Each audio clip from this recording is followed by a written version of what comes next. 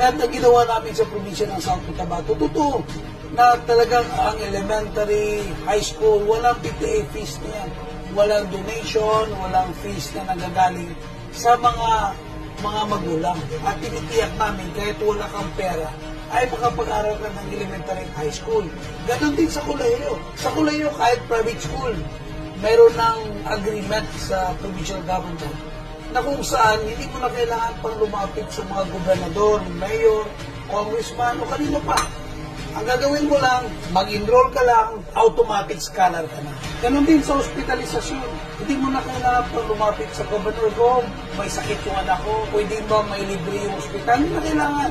I-admit mo na yung pasyente, gagamutin, ilang araw man dyan, lalabas ng ospital ng piso, walang bayad. At hindi lang dapat libre ang ospital. Dapat quality rin ang service na meron, services na meron ang probinsya. Sa pamamagitan nito, ay matitiyak mo na ng ibang aspeto, gaya na pagpasok ng mga investors, ay hindi ka na magkakaproblema dahil pagpasok nila, unang pupulimahin mo dyan, saan ka kukuha ng manpower? Ilibre ng edukasyon, meron kang automatic na manpower.